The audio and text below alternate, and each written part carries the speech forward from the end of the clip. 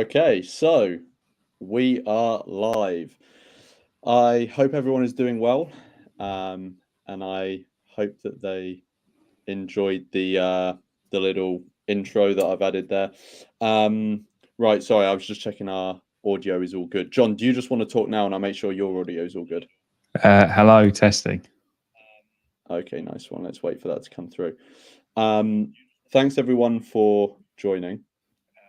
Yeah, your audio is working. Okay, cool. All right, we're good. So thanks everyone for joining. I think the first thing we've got to say is the fact you're in a suit. Oh, well. John has decided to dress up for this stream because it's a very important stream. No, Lawrence is being shy. I'm actually taking him out on a date after this. And as you can see, I've dressed for the occasion and Lawrence hasn't. And given I'm dressed like this, they're going to think that I'm you're my carer rather than my date. Exactly. No, I've just walked in from work. I don't fortunately have to wear a suit every day, but it was one of those rare occasions. Very busy people. Okay, so yeah, so what is this stream about? Before we get into anything, let's quickly go over what this stream is about. Because I think people will get the basics of what it is about from the title and the thumbnail, but there's a bit more context we can give people. So, as people may know, John and I run a currently small, but very small. over time things will develop. Organization called Antinatalist Advocacy, and we could go into a whole spiel about it, but the basic thing that we really want to do that is relevant to this live stream is that we really want to help antinatalists and the antinatalist community develop their capacity for doing good in the world, right? Yeah. Both as individuals, but also as a community generally. And one of the ways we want to do that is by putting a 5-step guide together that is in the early stages of development at the moment, but will come about at some time in this year. We won't confirm when now, but it will be sometime this year, and we're sort of developing it at the moment. And we basically wanted to do this we wanted to do this live stream so that we can sort of present the basic idea behind the 5-step guide for essentially helping facilitate antinatalists do more good with the capacity for doing good that they have. And we wanted to basically present the sort of basic idea behind it and bounce it off people. Yeah. So, John, do you have anything to add to that in terms of context before? Have I missed anything? No, I think that's everything. Let's dive in. Cool. So before we dive into the actual 5 steps, another thing I want to say is that, as I've just said, this is in the very early stages of development, and we want feedback on this. We want to refine it, all of this sort of stuff. So we want this live stream to be like very interactive. So I see Louis and CDA Activism have already messaged in the chat. If you're watching at the moment, I think there's 8 people watching at the moment. Please do say hello in the chat, and also throughout the live stream, put in your questions, put in your comments, all of this sort of stuff, and we will address them, talk about them, and that all that good stuff. So we do want people's feedback and interaction on this stream. So let's get into it then. So, John, before we go into the individual 5 steps, if someone is to follow these 5 steps that we're going to present, where is it going to guide them? What's the purpose of these 5 steps, even though I've kind of said it briefly at the start? Absolutely. So the purpose of these steps is not meant as a an all-encompassing way to live your life. It's something that Lawrence and I were talking about just before, how sometimes antinatalism can be viewed as like, a guide to one's life. And it's definitely not meant that way.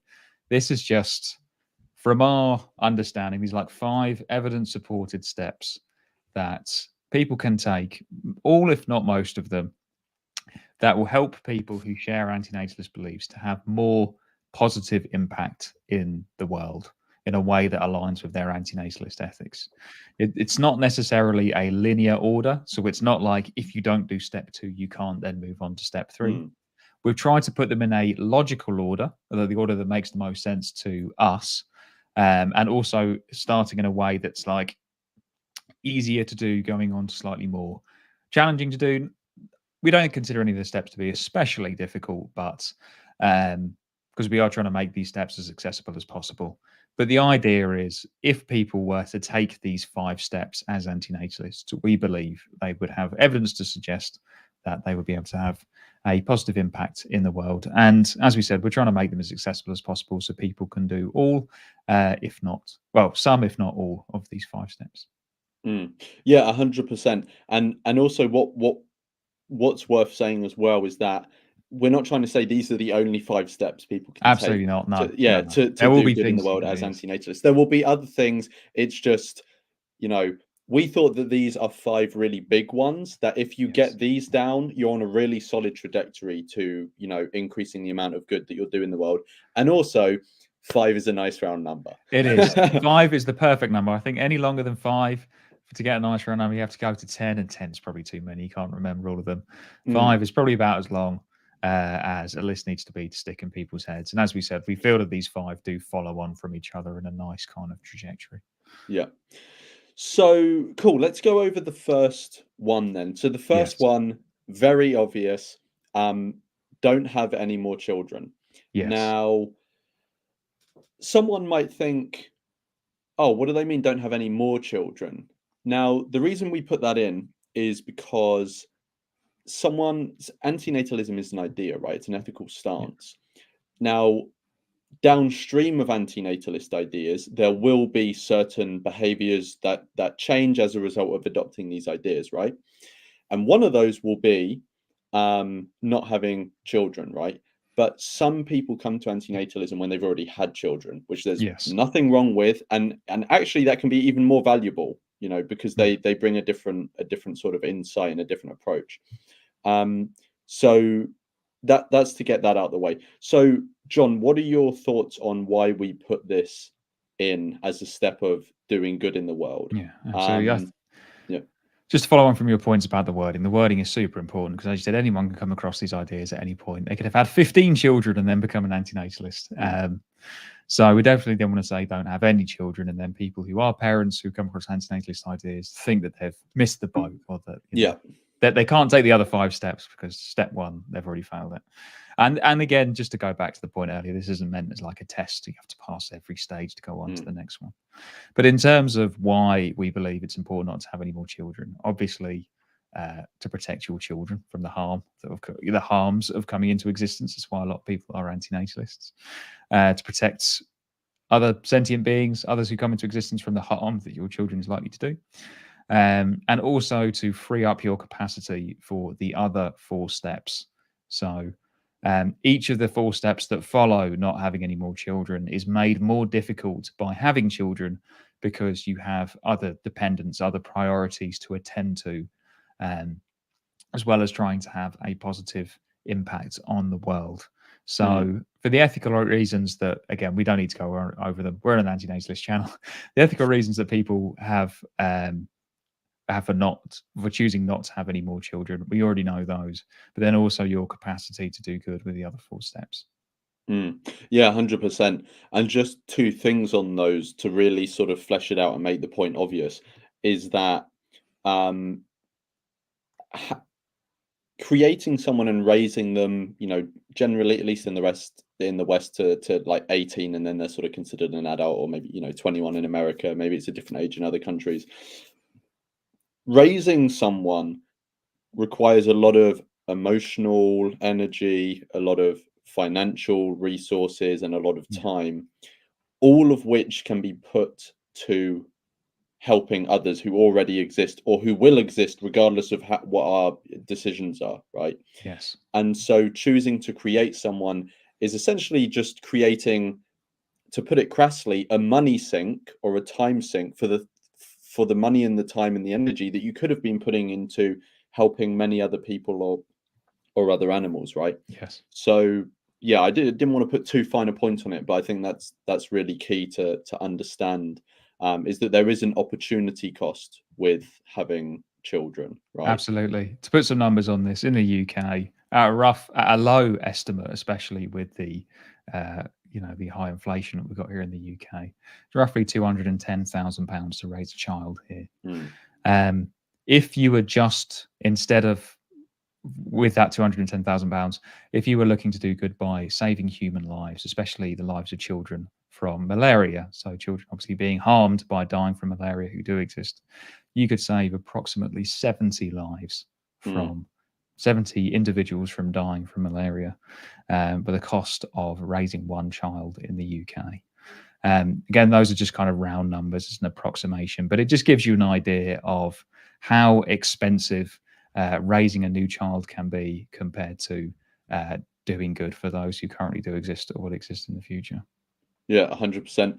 And Carnism Debunked has just put in the chat that he's a fanatic, his religion is misanthropy, and the first commandment is go and get a vasectomy, which does lead into this first one. So obviously, if Definitely you're not going to does. have children or any more, obviously, well, if you're a bloke anyway, getting a vasectomy is a pretty surefire way of, nipping that in the bud. Yes. Um, And Carners and Debunked, I will be getting the snip later this year. I think I mentioned on the previous episode that I hadn't got the snip yet, so I'm getting around to yeah, now he's made the public commitment. it. um, so yeah, and I just want to say one final sort of thing of interest, on this first one before we move on, is when I was doing research for a video on whether Mahatma Gandhi was an antinatalist, which, just long story short, he wasn't. But one interesting thing that I found out is that, um, there's a cultural difference between Western countries and India, in that in a Western country, when we look at a politician or a celebrity or someone like that, if they have children, if they have a family, they're seen as having a buy-in in society or seen as Yes. relatable, right? It's Yeah. it's something that's really valued, and actually a lot of politicians, or especially prime ministers, get photos with their family as sort of like propaganda Yes. pieces and stuff like that. And And also, when I people say if you haven't got children, then you don't really care what the future's Yeah, going to look yeah, like. yeah, yeah, So it's almost seen as like you're staking your claim in the future. I yeah. care about the future because I've got kids. Yeah, yeah, yeah, yeah, yeah. And interestingly, when I was doing the research for the Gandhi video, I was talking to a friend of mine who is from India, um, and he was saying that there's a cultural difference in that in India, if a politician chooses not to have children, that is actually seen in essentially the same way as we see politicians who do have children here. Mm, In that, it's seen as virtuous for a politician to do that because they are withgoing, is withgoing, foregoing, foregoing. foregoing the opportunity of having a family because they want to spend their time and energy in service to the nation or the Yes. people, etc.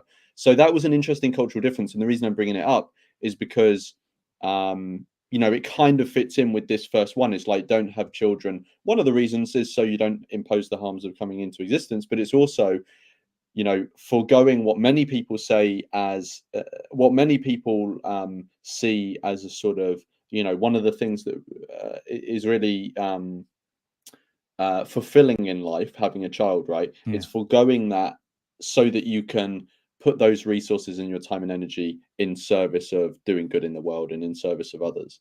Yeah. Um, so yeah, it was just an interesting aside there. Right, you ready to go on to number two? Let's do it. I feel like So we're moving off the safe terrain that everyone will agree on onto the more controversial one, but we'll I see. know exactly. Now we're going straight into the deep end. So the next one, the step two, is becoming vegan. And what I'm going to do is hand over to John for this one, so that I don't have to explain it.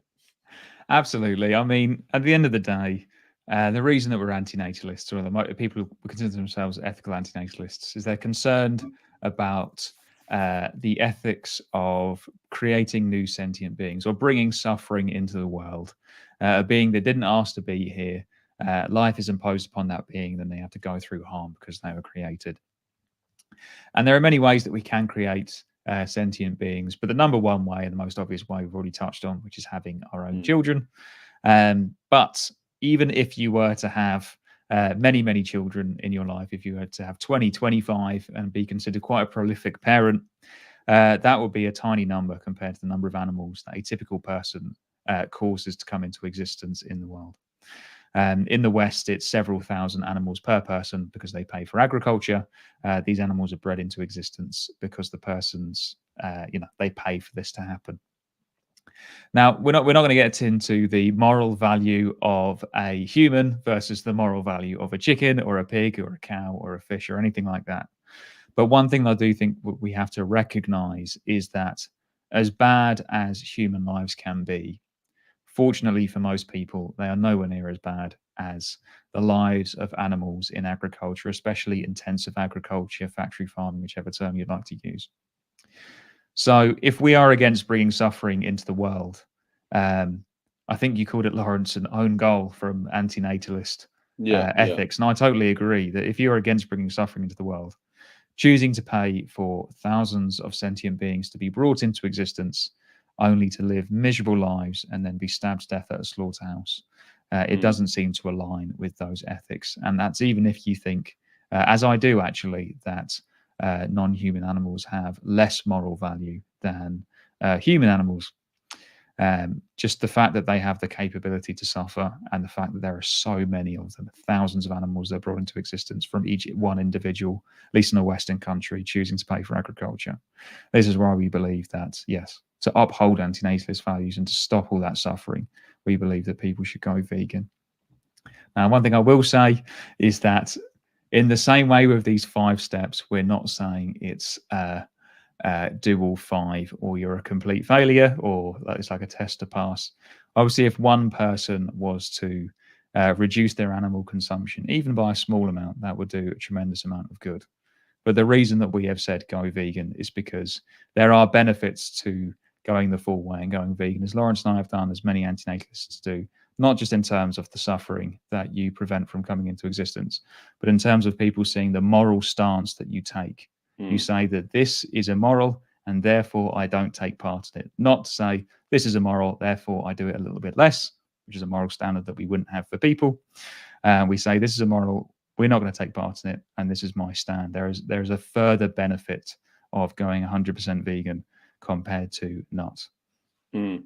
Yeah, and the only thing I would add to that is just that when people talk about veganism, and both non-vegans and vegans are guilty of this, is our mind instantly just goes to food, right? Yes. And I think sometimes people view people. I know they definitely view people like me. I don't know if you've ever had this, John. But there are some people in the antinatalist community that I think get uncomfortable with people with other antinatalists trying to attach veganism to antinatalism, right? And I think it's I think it's maybe like anyone who kind of gets a bit uncomfortable when veganism is brought up because they maybe feel like someone is trying to force them to change or something, and Yes. especially change something that they're probably very comfortable with, right? But what I want people to understand who maybe think like that, and I don't know if any of the people who are watching right now or will watch this do fall into this camp, although I think some of them will, is that what we are not trying to do is attack people's um sort of sense of security or comfortableness or anything like that. What we're simply trying to say is for the same reasons that we would not bring other human beings into existence, those same reasons apply to other animals Yes. to potentially the same degree or even more, given the fact that their lives are often so much worse, right? Yes. And there are Um, so many of them. Again, if you had and there are 10 kids, yeah, that's still way fewer than the number of animals that people bring into existence in their lives. exactly. Exactly. And this doesn't just apply to, we're not trying to get some sort of diet conformity with people. Now obviously a vegan diet does have parameters, but like withdrawing our participation as much as is practical as possible from the act of bringing other animals into existence is not just something relevant to diet, right? You Yes. know, it would be what's the word, divesting from animal industries in general as much as we can, right? So animal testing, but also not wearing animals, stuff like this.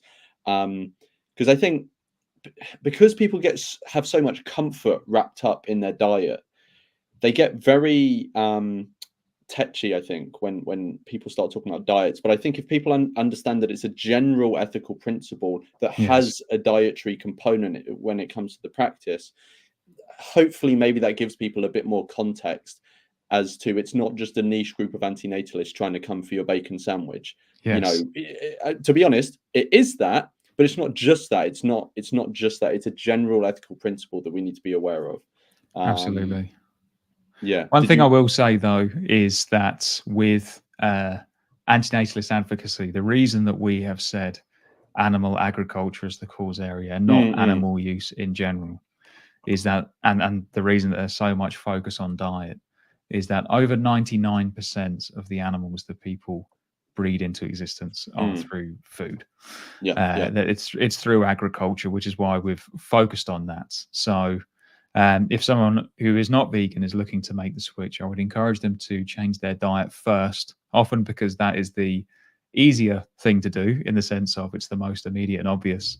I know that sometimes people can struggle with, wearing animals, especially like products. Obviously, I don't have to worry about shampoo, but I know that some people worry about this kind of thing. So we would encourage people to look at diet first. But again, it's not that antinatalists, especially vegan antinatalists, are just obsessed with some dietary fad. Mm, It's not just some like hobby. It's a general principle that relates to our relationship to animals, all sentient mm, beings, and the idea that we don't think we should be breeding them into existence, and therefore um, there is this big focus on diet because again, mm, through agriculture, we breed in way more animals, yeah. way more sentient beings than other actions that we take. Yeah. No, 100%. Should we go on to number three?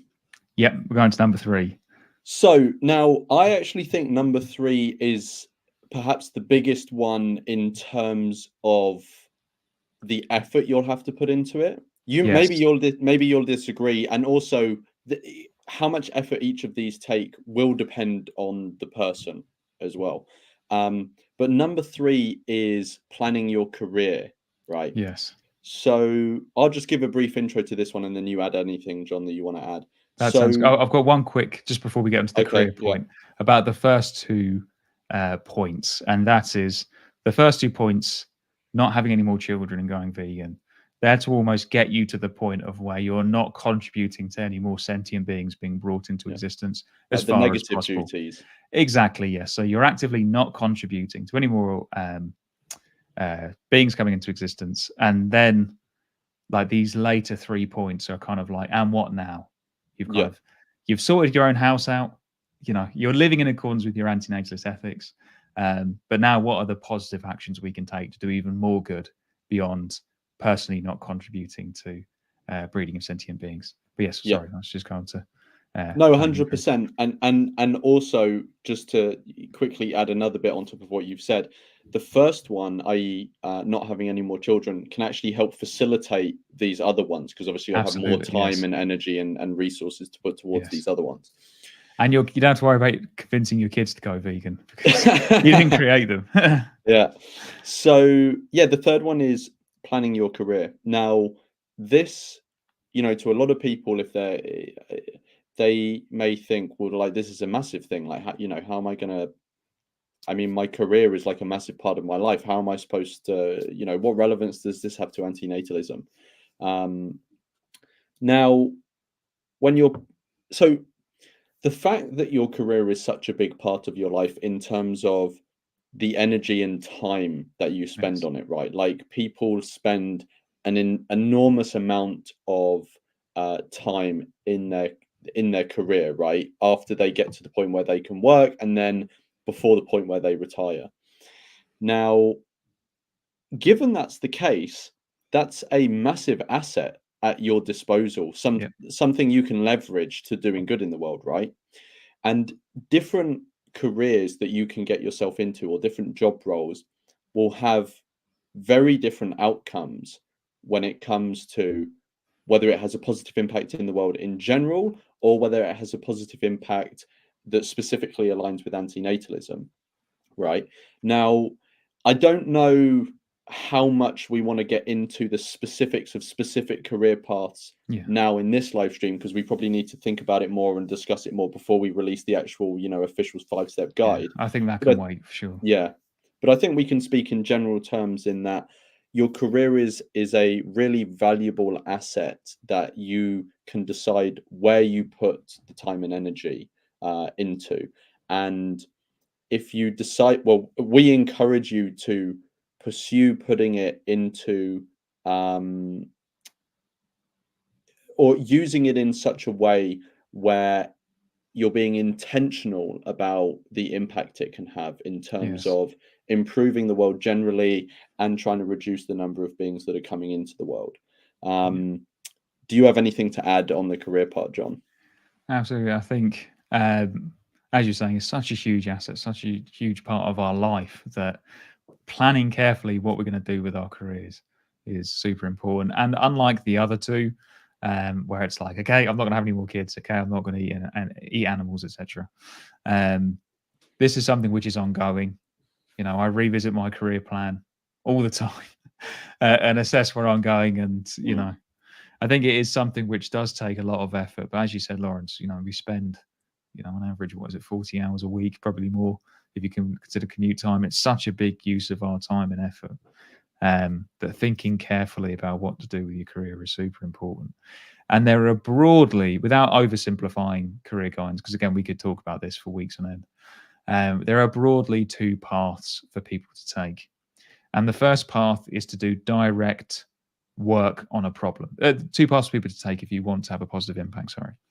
And the first one is to have a directly work on the problem. So, for example, there is a charity that does something that aligns with antinatalist ethics, and you go and work for that charity. Now, that's obviously not most career paths, and that might not be an option to you.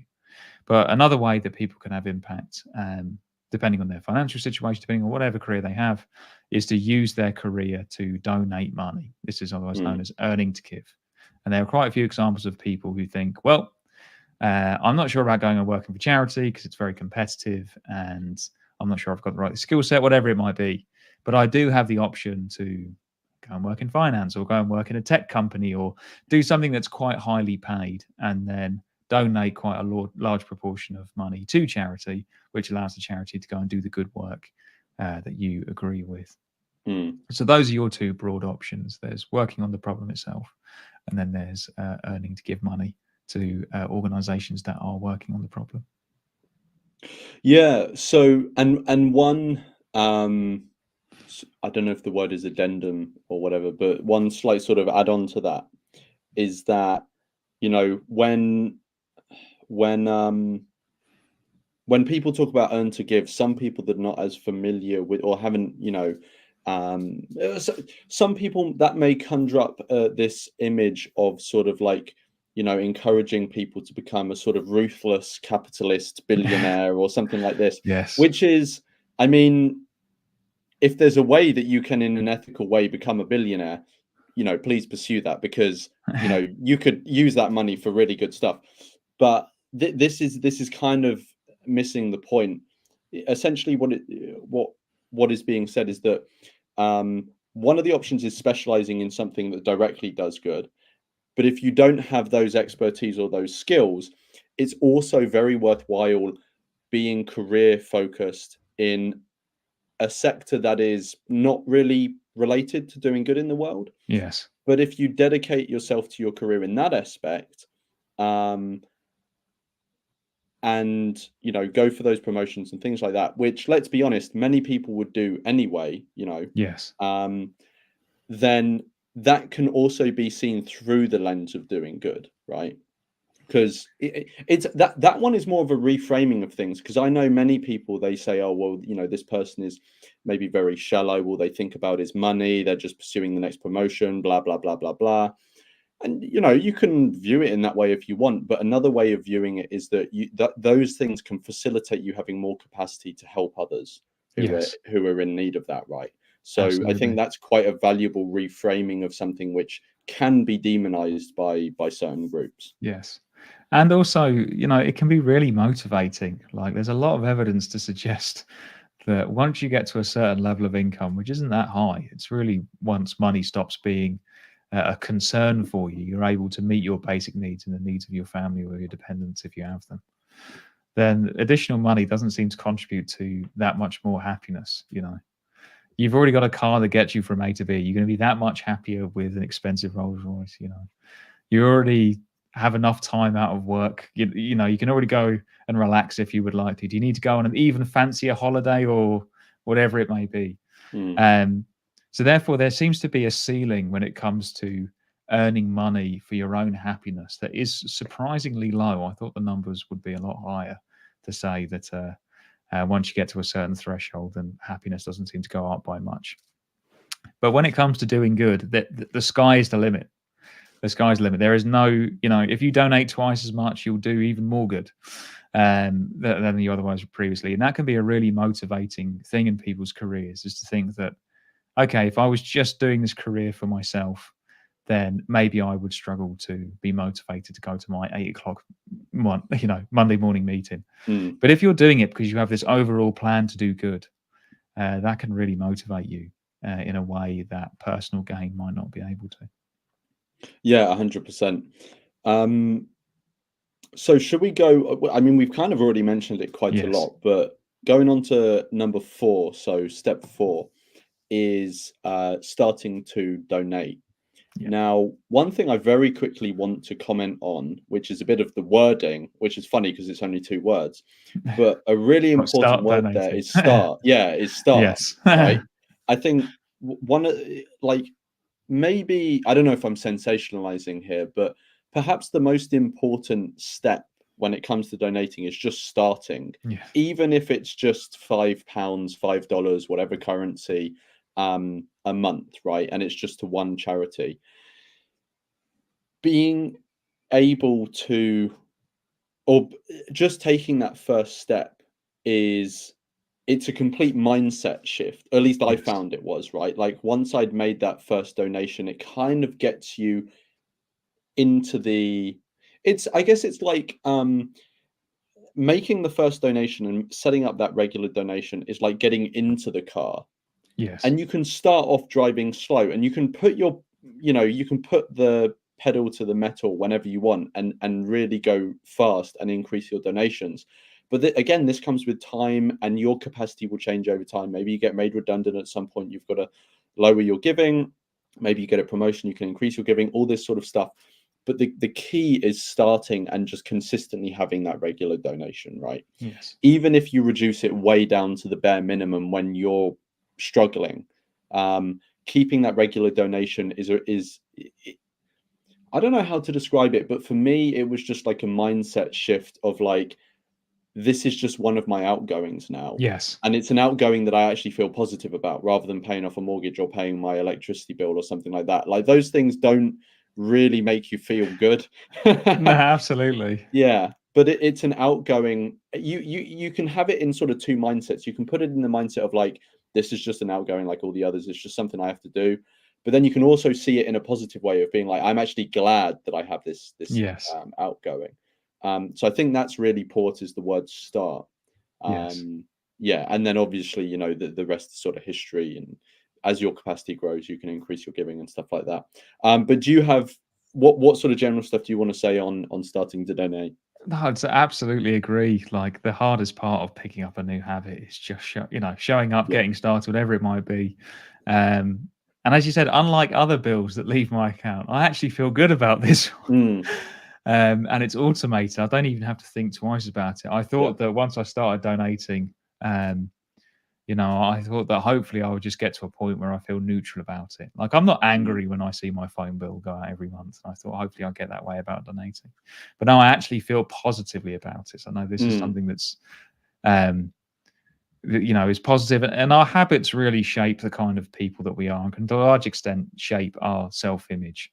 You think of yourself as someone who donates, someone who's trying to have a positive impact. That can be really motivating and motivate you to keep on donating. And as you said, Lauren, sometimes life circumstances change. For example, I'm reducing my donations towards the end of the year for a short period of time because I'll be supporting my partner, which means that my bills will go up massively. And I'm planning on reducing all of my outgoings, including my charitable donations, for a short period of time, and then picking them back up again for lost time once my partner has found her feet. But as you said, just keeping that habit going, keeping the habit going. It can go up, it can go down. Yeah. But being in the habit of someone who donates regularly to charity is motivating for continuing it. Yeah, and yeah, for me as well. Just to be real, I had a large outgoing recently, and I temporarily reduced my my giving. In fact, it's still suppressed as to what it was before, but in the next couple of months, I'm going to be getting it back up to, and then going a bit above to compensate for the fact it was lower before. You know, to Yes. sort of balance it out. But yeah, it's just like, everyone's lives are complicated. Things happen, but trying to keep that thing consistent is really good. The amount can vary, but the consistency is key. Yes. And there are ways. I mean, we don't want to go into too specific detail now because there will be much more in the guide. But there are ways that you can, as John said, just set up a direct debit. You literally, all the effort is just at the start, and it's not even effort. You just have to type Yes. in a few things on a website, and that's set to direct debit, and it's each month it just goes out. You can literally forget about it. Yes. Um, And your live stream with Conundrum recently really touched on that. Like how yeah, easy it can be to donate and yeah, just making yeah, it yeah, part of your life. yeah. Right, we've actually got a question. Sure. So let's bring it up here. So CDA activism, cheers for the question. Do you ever donate to animal rights orgs? And then they also put another one, but I can't get them both up on screen once, just saying if so, why? Yeah. So do you want to go first, John, and then I can go after? Absolutely. Yes, the answer is yes. Because of the reasons that we talked about earlier in terms of animals, sentient beings coming into existence due to animal agriculture and other things. In terms of which ones I donate to, I recommend checking out Animal Charity Evaluators, or ACE. They tend to evaluate charities based on their impact, give recommendations. All of these charities, the ones that I tend to focus on, are actually listed on Antinatalist Advocacy's website. Things like the Humane League, Wild Animal Initiative for Wild Animals, Animal Ethics, these kinds of organisations. In terms of why, yeah, as I was saying, it's just touching on those things that we mentioned earlier around, sentient beings coming into existence, unfortunately living very bad lives and suffering, and any organisations or like effective organisations that are driven by impact that are working in this space, I think have a tremendous capacity to do good. Yeah, I mean, I don't have an insane amount to add to that because mine's very similar. But yeah, I do also give to animal charities, and I use ACE. It's a great resource. Yeah. Um, and yeah, as to why, it's just the stuff we said before. I, I have my sort of um well, it sounds weird to say my negative duty stuff, but I try to fulfill my negative duties as best I can, right? So I'm vegan, Yes. etc., etc. But I also do want to go beyond that and do things that I think are a good thing to do in the world and improve the world. Um, and one of those is donating to animal organizations, because I do not have the time, energy, and competence to do what those people are doing. So I will just help fund them, and I will put fuel in their engine, but they're at the steering wheel because they are much more responsible drivers. Yes, Um, and yeah. this is something that I think that other communities, and we both come from the animal rights, animal activism community to some extent. Something that they've tended to get wrong is that there's a lot of emphasis on doing the good yourself, especially in your free time as a volunteer. And while I do think that that can be noble and a really worthwhile thing to do, I do think that it's drastically underrated how much paying the professionals to do the work, those who have the competency, the time, the skill, the expertise, etc., paying for them to do the work that we would like to do instead of putting pressure on us to try and do that work in our free Mm, time, as well as putting food on the table. It's definitely underrated in the animal activist community, and I Yeah. think in other communities as well that seek to do good. Yeah, and that's obviously in no way to discourage anyone from doing things themselves. Like it's Yes. really good to do both. All of us have our own skill set, and we will have a unique way of being able to contribute to making the world a better place. But we can also all sort of do that in tandem with using some of our financial resources or whatever other resources Yes. to help fuel the change that others are making. So I think it's really good to do both, and I try to do both. Definitely. Um, cool. And then CDA actually asks another follow-up question. What about individual activists, like the ones who are always getting arrested so they can't get a job? I'm So happy to talk to this one if you like. yeah. Well, let me just clarify what the question is, just so you're understanding it the right way. So I'm understanding what CDA is asking is in what can those individual people do who, and then they give an example of like, what if someone's got arrested, they can't get a job? Like, what are these people supposed to do? Is that how you understood the question? Definitely how I understood it in terms of like why Okay, can't, cool. Yeah, yeah, go for they're it. not in a position to work. Yeah.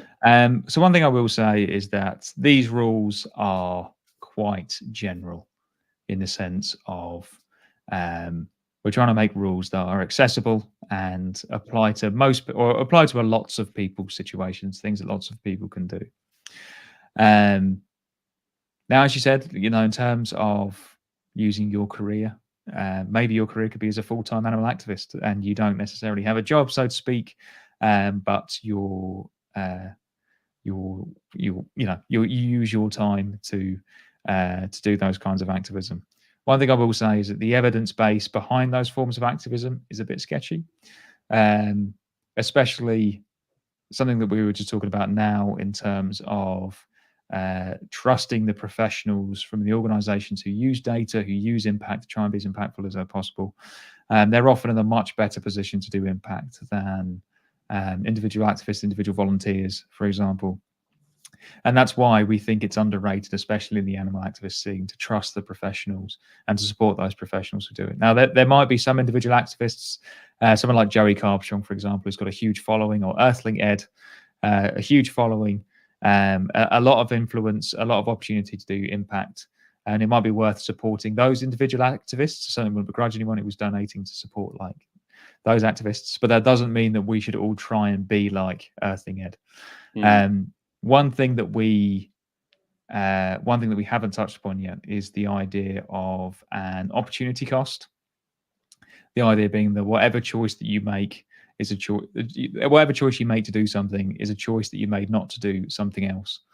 And in a lot of cases, especially in the animal rights community, people aren't factoring in the fact that they have sacrificed their career to pursue another form of activism, typically volunteering, and whether or not it would be more impactful for them to pursue the career route. And yeah, from our understanding of the evidence, that career route tends to be, for most people, the best one to follow in terms of being impactful. But there will be cases where, or individual activists where they will be able to have more of an impact by not following these 5 steps. mm. And the only other thing I'd add to that is like it can be good to donate to individual people, but we've also got to recognize that like organizations, they are just collections of individual people, right? Yes. So that's just a way of giving money to a group of people that is working on a specific project, and it will be distributed amongst them in however they see appropriate to achieve their goal. Yes. And even people like Earthling Ed, Jerry Carbstrong, they're often more a brand now that, and I don't use brand in a disparaging way or a negative way. They are more a brand now that they figurehead rather than an individual in and of Yes. themselves, because both of them are supported by people. So Joey has Yes. people They have that a support support team him. behind them. Exactly. So they are in themselves, even though the brand is their name, they are in themselves small organizations. Yes. Cool. And And one more thing, sorry, just about the arrested example. Like you, as I was saying before, with the trade-off, you have to trade off: is it worth being arrested now? What would that mean for my career choices down the line? Like in the long run, one of the things that we are talking about here with these 5 steps is impact in the long term, not just in terms of the short term, but over the long mm, run.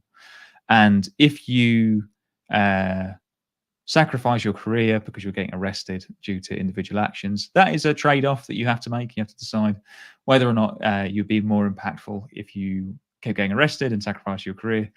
And there may be cases where definitely getting arrested is the more impactful thing to do. That is the in terms of, from an impact focus, it is the right side of the trade-off. But from our understanding of the evidence, yeah, follow you thinking carefully about your career and using that is the best way to go. Yeah, and if there are people, well, there obviously are people, I know some of them, but of the people who have done something like get arrested, which severely restricts, career avenues that they can use, that it doesn't it's just a matter of seeing what the options are available to you and pivoting into the one that you could train in, or you think you could do best at.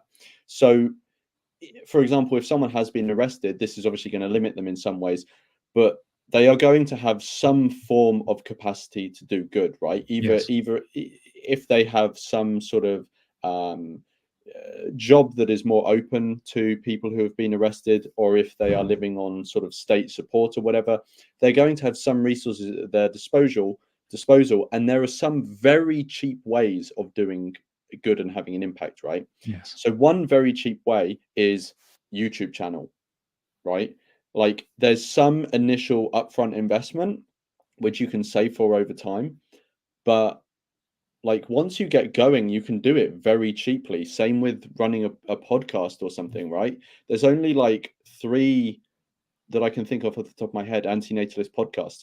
If you wanted to start a podcast that you could sort of see a trajectory for it of having an impact, and generally,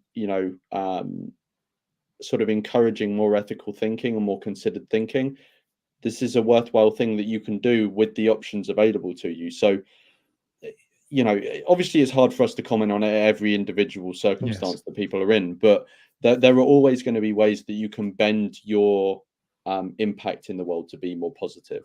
Yes. Um, Cool. Lucio has just left a couple of comments and said that their career right now is developing alternatives to animal testing, which is Nice. pretty interesting and pretty cool. So yeah, so for example, this is one example of someone who's using their career to do good in the world. Yep. A very worthwhile endeavor. Um, and yeah, and they say while doing vegan outreach and only doing legal activism so far. I'm guessing the emphasis is on the two words "so far" there. Um, One thing I will say, Lucio, is if you're having an impact through your career, please do think about that before you do anything illegal and potentially put your career at risk. Think we've about that, both in terms of the direct impact that you could do, but also the donations that you could give if mm, your career progresses. we've also had a um, comment from Nomad of Omelas, whose name John is a big fan of. Um, so yeah, they say earn to give isn't discussed much in the AN space or antinatalist space. Is there a reason for that? Then general message thus far seems to be continual personal activism and donate on the side to effective orgs.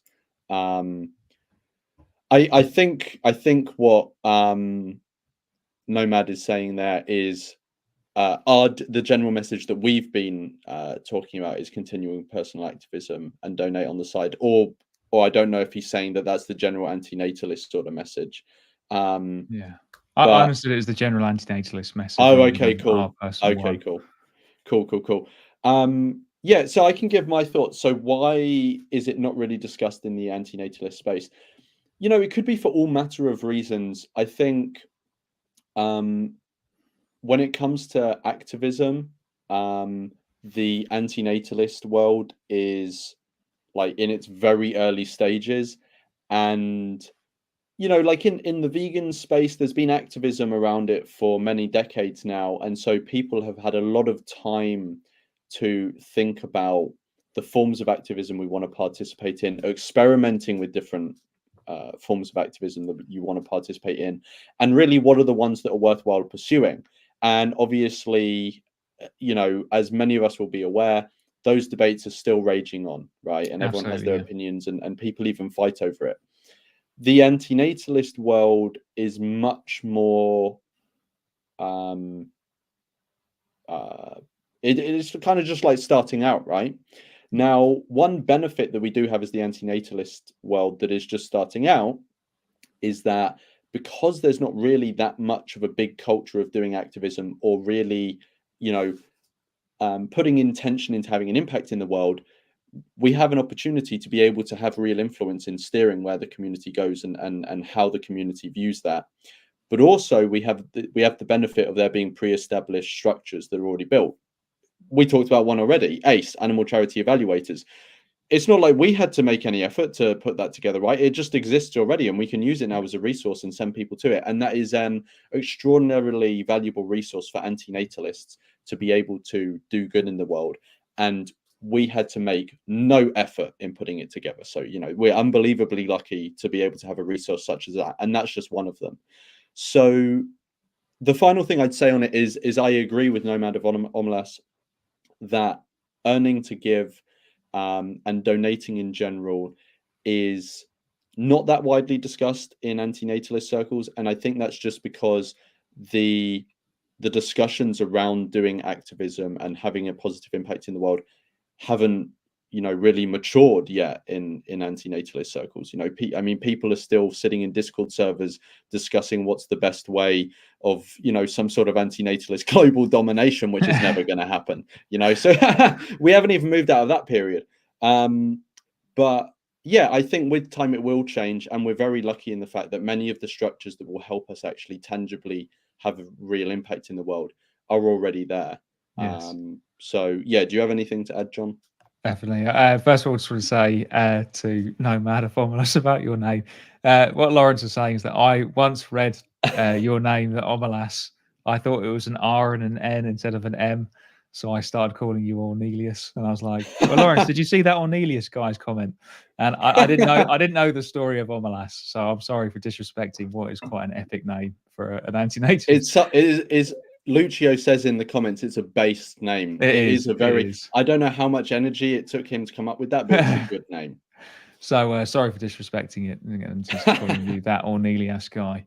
I do think potentially another factor is something that Lawrence touched on earlier. It's why in a lot of communities that are focused on doing good, there isn't that emphasis on earning to give, and that is that this idea of being a big dirty capitalist who's greedy, money grabbing person, and being all saintly instead and earning not very much money. And I say this as someone who earns not a huge amount of money in the charity sector currently. So people in glass houses shouldn't throw stones. I may switch to earn to give one day. I'm not currently pursuing that route.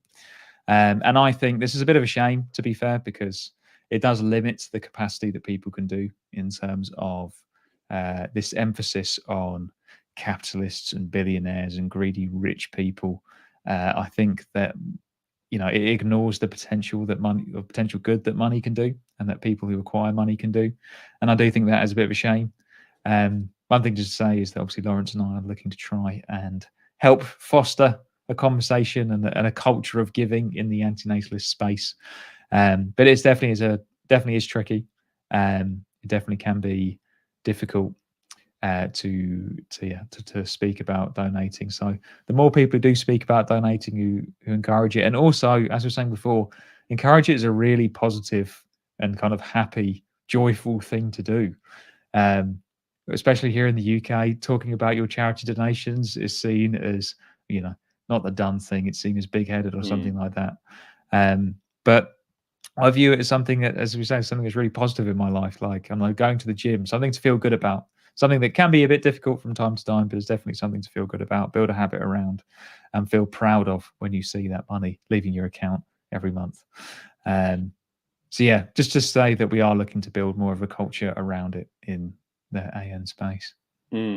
So another interesting comment. This isn't a question, but it's an interesting comment. So Lucio says, I really wish someone did an effectiveness study for charities such as Marie Yeah. Stopes International and Population Services International when it comes to preventing births. Now, this is an interesting one. So, as far as I'm aware, John, correct me if I'm wrong, but the only so on giving what we can it's a website, right? They have sort of all their, the recommended charities and stuff. Yes. And it's a really good place where you can set up an account, do all your direct debits all in one space, and they just go out. It has the, gift aid, all that sort of stuff. And as far as I'm aware, the only charity when it comes to the only charity that's relevant to births is, or human births, I guess, if we're being specific, is Family Empowerment Media. Yes. Am I right in that? Are they the only one? So there is one that Well, has been, but it's not based on births, right? yes. It's based on maternal deaths, I think is how they've rated it. Yes. So in terms of, and it's ironic because I do actually work in charity impact and evaluation. As far as I'm aware, there aren't charities that are currently rated on number of births prevented. Yeah. At least for people, it may be the case, and I know that I have seen studies not about specific charities in particular, but about like the impact of going vegan and the number of animals not bred and this kind of thing. But for people, I don't know. Um, so I do believe, and again, I think a large part of that is because most people think that disagree with us that human births not happening is a good thing. Obviously, that's what we think as antinatalists, and a lot of people obviously think that disagree with that. So it's not a common metric that's used in Mm. impact evaluation. It's fair to say. So yeah, I would definitely agree, Lucio. I would love to see that study as well. And I think those kind of studies may happen one day if there is more of a culture around ethical reasons for not having children, and we do get more charities that are explicit in their intention around not having children. Because at the moment, you could imagine someone doing a study for a charity like Marie Stopes or Population Services International, and then people using that as a criticism of them to say, look, they're preventing Yeah. humans from coming into existence. It's terrible. It's eugenics. It's you're denying those children from having a positive life. So I can't see those studies being commissioned at least in a positive way until we have a bit more of a culture change. But I would love to see them. That's for sure. Mm. Yeah, so just very quickly touching on Family Empowerment Media again. Yeah, what I wasn't saying is that rate their effectiveness has been rated by the amount of births Yes. prevented. It's just that they're the only charity that do prevent births and have been rated effective. Yes. But Yes. those two things aren't necessarily linked, is what I was trying to Yeah. say. Um, but yeah, it would be interesting. And also, morality without addiction raises an interesting point of saying, I can't imagine what metrics would be meaningfully, I guess, used to gauge if the effectiveness of antinatalist Yes. activism or, different charities that prevent births, which is a very interesting point and a point that John and I have discussed before. I can't remember if we've discussed it on a live before, if it was just in a private conversation, but it's an interesting point, and I mean, maybe you already have developed thoughts on this, John, but for me, it would be really interesting. This is one of the reasons why antinatalists really need to nurture a culture of being intentional about our impact and pursuing things like this, basically, because it's hard to think of a group that is going to pursue finding a metric or some way to at least somewhat accurately measure impact and effectiveness of preventing births, which I do agree is probably a particularly tricky thing to be able to measure because Yes. you're never going to know the counterfactual. But there's probably not going to be any other group that would be dedicated enough to research that. So it is kind of on antinatalists to help nurture this culture and build these things ourselves. Yes. So, I mean, if there are people watching who are interested in that and want to try and, have the skills to be able to come up with these things, that would be such an interesting thing to see someone research. Yes. But yes, John, did you have anything to add? I think a really important thing in the conversations around antinatalism and being effective that often isn't called out is an assumption that by antinatalism and effectiveness and impact, we're always focusing on reducing the number of births. And I think this is an important component of antinatalist activism, but it's not the whole ball game. I wouldn't necessarily consider, animal rights charities to be doing anti-natalist activism, at least not on the tin.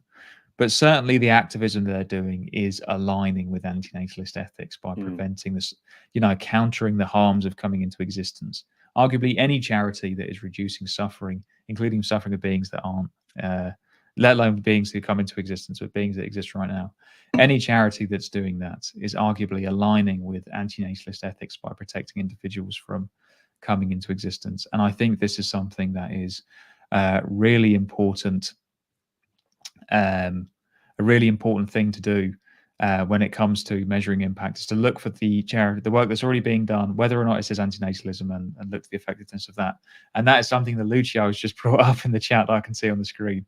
Yeah. And that is, you Yeah. can support antinatalist activism without even bringing up antinatalism as a position. And I would consider, encouraging people to go vegan, distributing contraception,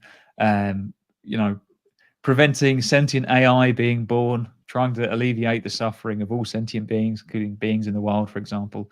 I would consider all of that activism that aligns with antinatalist ethics, even if it's not antinatalist activism per se. Yeah, and what I'd add is what Lucio's saying there, and you've just talked about, John, about, we can do antinatalist activism that isn't even explicitly antinatalist, but it aligns with it. And to be honest, obviously, I don't have a crystal ball, I don't know the future, but I suspect that the majority of the impact that antinatalists are going to have in the future is probably going to be that type of activism. Absolutely, yes. Just because It's not that's where the antinatalist on the massive, tin.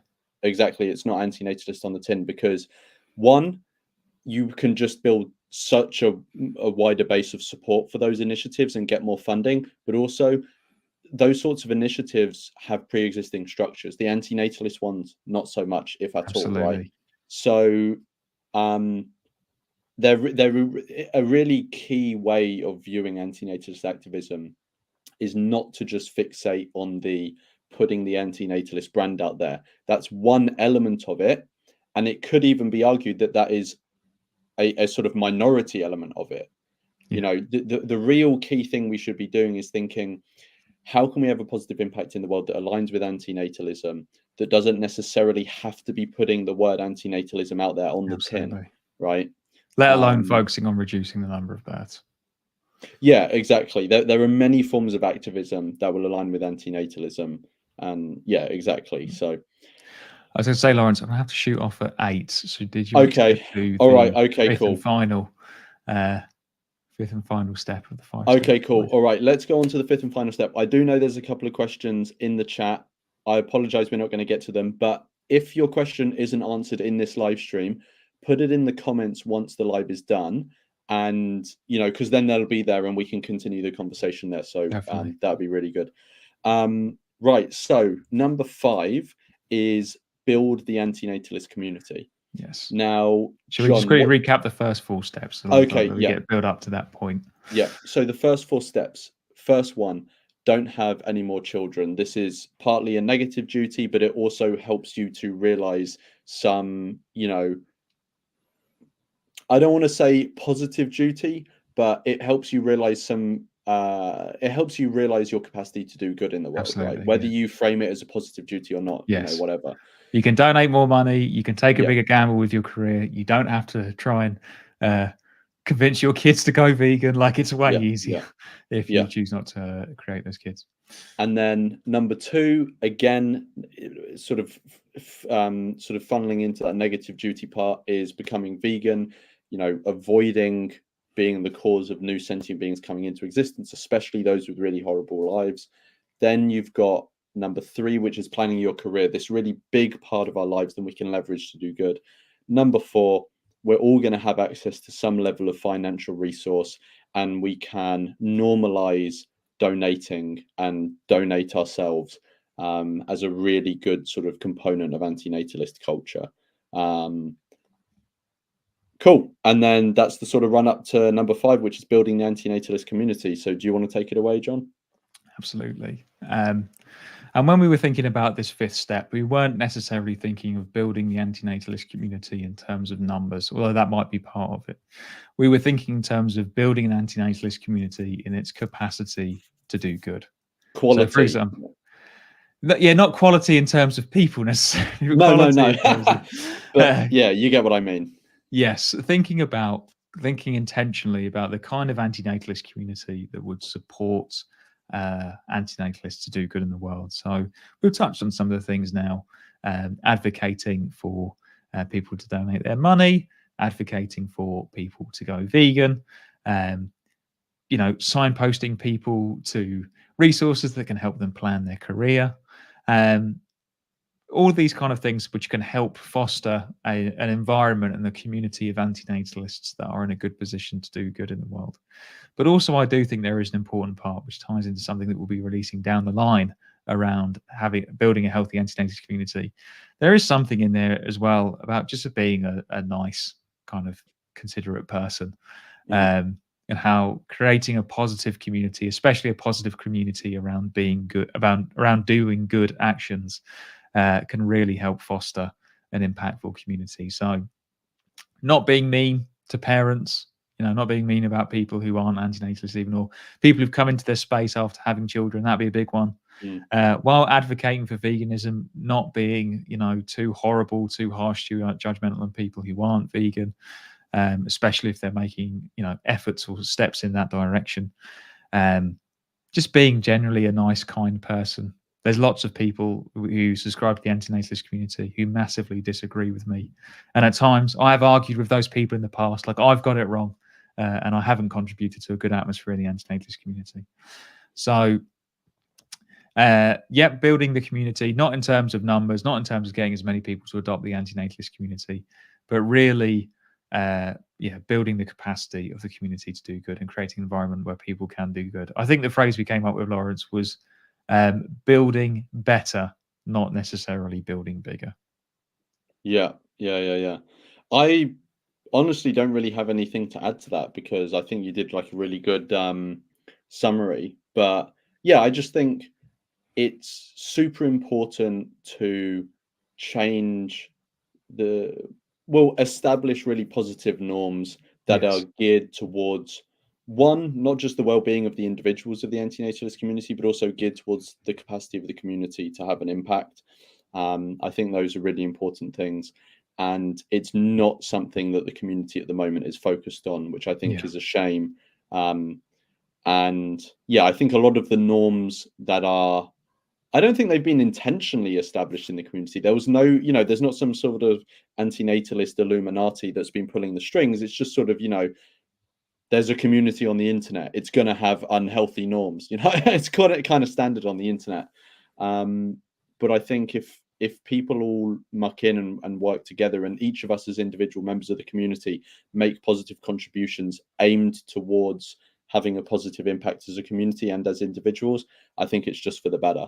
And I just realized that the comment is still up on screen. Cool. Do you have anything else you wanted to go over, John, on that one before we round off? No, I think, totally agree with your comments there. Um, just to say again, this is something that we all get wrong from time to time. We maybe take actions that don't necessarily contribute to building that better antinatalist community we all want to see. But yeah, we think there is a big opportunity for doing that. Um, yeah, that's about it from me. Yeah, so all I would say to round off is just that that 5-step plan will be much more fleshed out with really useful links and resources and stuff later in the year at some point, and we hope to be able to um, help others sort of or we hope to be able to facilitate others, sort of realizing these steps in Definitely. different capacities. But yeah, we don't want to say anything really specific right now, until we sort of officially sort of release stuff. So yeah, I think that was basically it. Do you have any closing thoughts before we finish, John, or are you happy to? Yeah, just to say a huge thank you to everyone who has commented and engaged so far. Yeah, as we said, these ideas are still under development. So let us know what you think of the 5-step plan. The steps in the plan, the order that they're in. Again, even though we don't think the order is that important. Any kind of caveats or nuances that you think we've missed today? Anything that you particularly like? Anything you particularly dislike? Hmm. Yeah, any kind of comments would be super helpful. So yeah, thank you in advance for letting us know your thoughts. Yeah, and whack them in the comments or on the antinatalist advocacy website. There's a link in the description. There is a contact us page, and you can also contact us via there. The email comes straight to us, Absolutely. if you have ideas or feedback or comments or anything. So yeah, thank you everyone for watching. and participating, and we will see you in the next one. Thanks, everyone.